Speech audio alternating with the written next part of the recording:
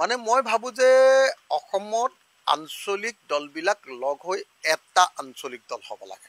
এইটো আমাৰ ৰাইজৰ দলৰ একদম স্থায়ী প্ৰস্তাৱ। আমি জন্মৰ দিনটোৰ পৰা কৈ আহিছোঁ, মাজতো কৈছোঁ, এতিয়াও কৈ আছোঁ আৰু ভৱিষ্যতেও কৈ থাকিম যে অসমত বহুত কেইটা আঞ্চলিক দল কৰিবৰ কাৰণে পৰিৱেশ নাই।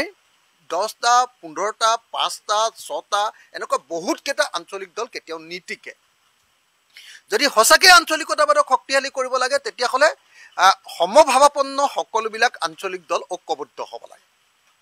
আজি কোনোবাই নিজৰ নিজৰ ব্যক্তিগত স্বাৰ্থৰ কাৰণে, ব্যক্তিগত মইমতালিৰ কাৰণে, ব্যক্তিগত সপোনক পূৰণ কৰিব নোৱাৰিম বুলি ভাবি লৈ আচলতে আঞ্চলিকতাবাদী শক্তিবিলাক একলগ নহ'ব পাৰে, সেইটো খটখাটাং।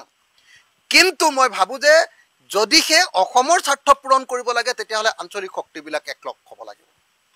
সেইকাৰণে মই কোনে কি কৈছে মই সঁচাকৈ নাজানো, কোনে কি কৈছে, কি কথা কৈছে, কিন্তু ৰাইজৰ দলে বিচাৰে যে আঞ্চলিকতাবাদী দলবিলাক একলগ হ'ব লাগে, ইউনিফিকেশ্যন হ'ব লাগে, গোটেইবিলাক লগ লাগে এটা আঞ্চলিক দল হ'ব লাগে।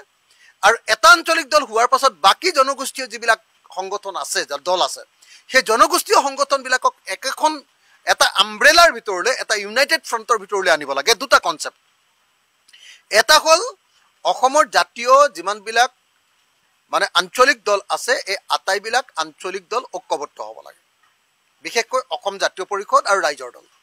আৰু আমাৰ অজিত ভূঞা ডাঙৰীয়াৰো এটা দল আছে, সেই দলকে ধৰি যিকেইটা দল আছে এই আটাইকেইটা একলগ হৈ এটা দল হ'ব লাগে। এইটো হ'ল ফাৰ্ষ্ট কনচেপ্ট আমাৰ। দ্বিতীয় কথাটো হ'ল এই দলকেইটা একলগ হৈ শক্তিশালী হৈ বাকী জনগোষ্ঠীবিলাকৰ যিবিলাক আঞ্চলিক দল আছে সেইবিলাককো এখন প্লেটফৰ্মৰ ভিতৰলৈ আনিব লাগে। এইটো মই ভাবোঁ যে অসমীয়া জাতিৰ স্বাৰ্থত আটাইতকৈ গুৰুত্বপূৰ্ণ।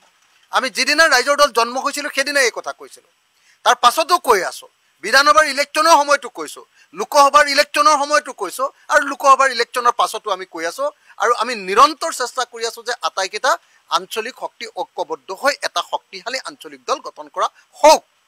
কিন্তু যদি কোনোবাই নিজৰ অহংভাৱৰ কাৰণে, কোনোবাই নিজৰ ব্যক্তিগত স্বাৰ্থ পূৰণ নহ'ব বুলি ভাবি, কোনোবাই নিজৰ ব্যক্তিগত সপোন পূৰণ নহ'ব বুলি ভাবি যদি কোনোবা শক্তিয়ে মই নাজানো, কোনোবা শক্তিয়ে যদি ইয়াক ঐক্যবদ্ধ হ'বলৈ নিদিয়ে তেতিয়াহ'লে এইটো জাতীয় দুৰ্ভাগ্য বুলি মই গণ্য কৰোঁ।